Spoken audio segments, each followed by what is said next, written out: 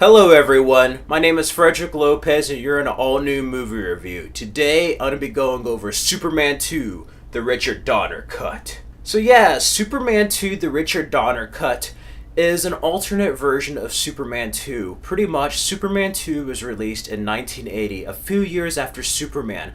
Of course, they were filmed simultaneously at the same time. Budget increased, time was running out, and Richard Donner had to finish the original film. Superman the movie was released, and it was a hit all around the world.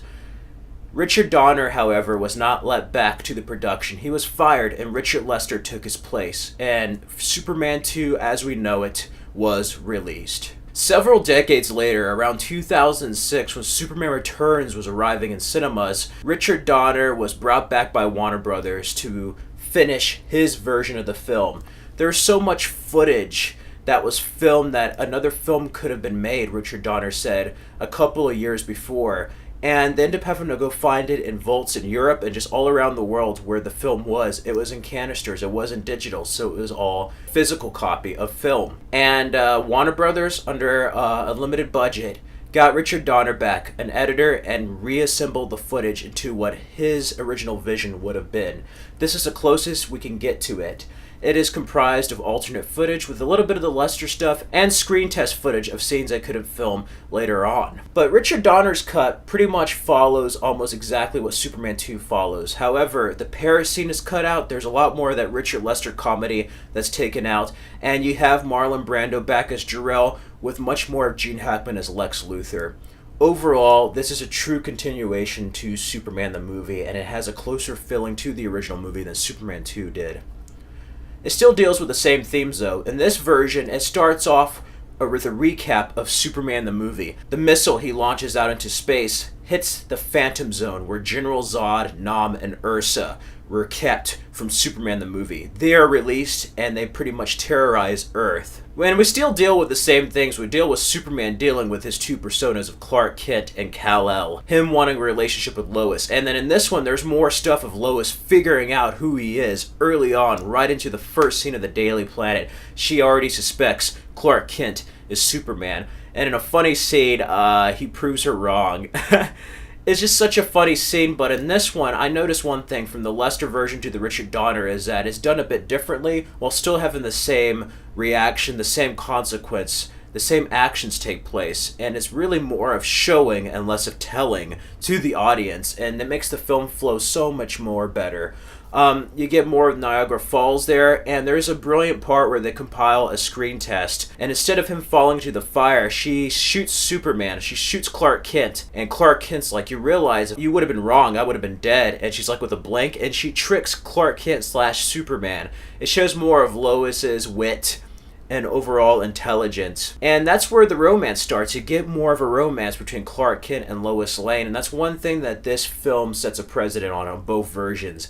Superman showed how to do an origin film. Superman 2 showed you how to do a sequel with bigger stakes. This is one Superman against three Supermen, practically. The theme of what he wants versus what he needs or what he must do. You see themes like that apparent in films like Spider-Man 2, and this really paved the way for the hero to be conflicted and to learn the definition of what it means to be a superhero in the film. You get that with his relationship with Lois. He gives up his invulnerability to become mortal. He gets beat up, he gets put through the ringer. He's not the man that Lois fell in love with, and he knows that. He realizes there's a greater responsibility to his power. And while he's off with Lois, we get the three Kryptonians terrorizing places on Earth. They go to Houston.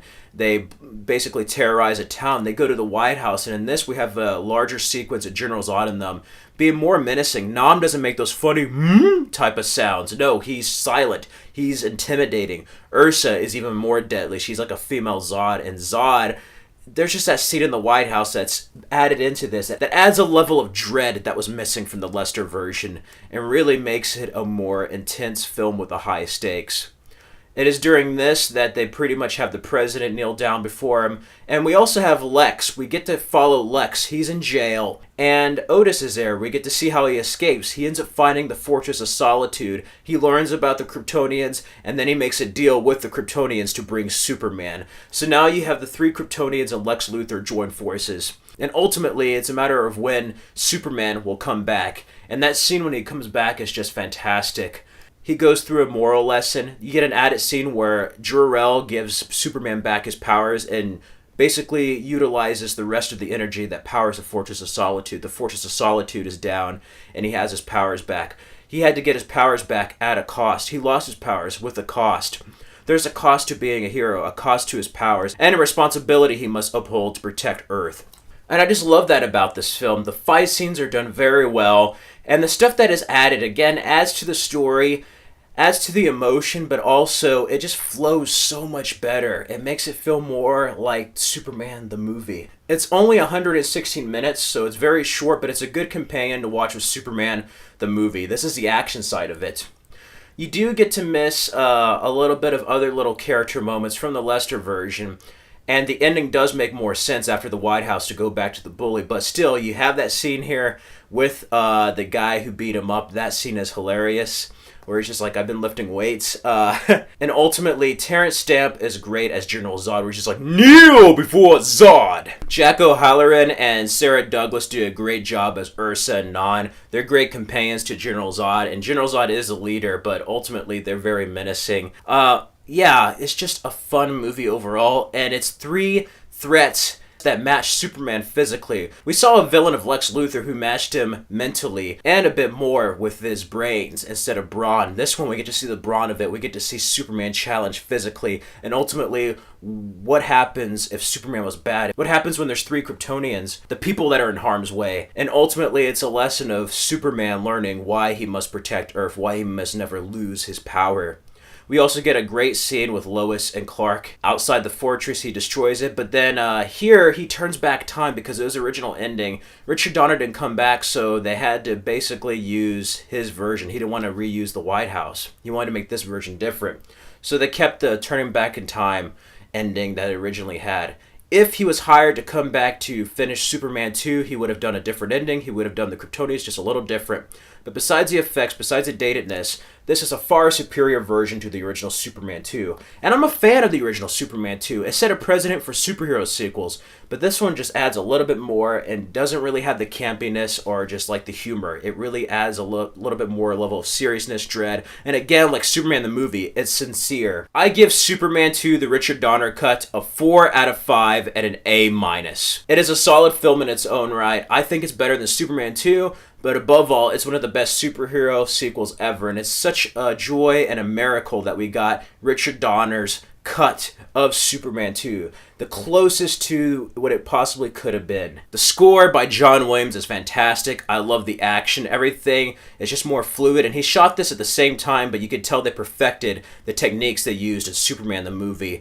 Richard Donner's direction is superb. Gene Hackman is wonderful as Lex Luthor. He gets more time to shine here. He's by himself more. Terrence Stamp is great, menacing as General Zod. Sarah Douglas, Jack O'Halloran, again as Ursa and Non. You have Mark McClure back, Jackie Cooper, pretty much the rest of the cast back, and Christopher Reeve really delves more into the character of Superman. We really get to see his turmoil as Kal-El more. The more side between him and Lois, their relationship is great. I love their relationship, and ultimately what he has to give up at the end. Superman has to give up what he wants in order to do what's right. It's a very apparent theme that's seen in Spider-Man 2 and other superhero sequels.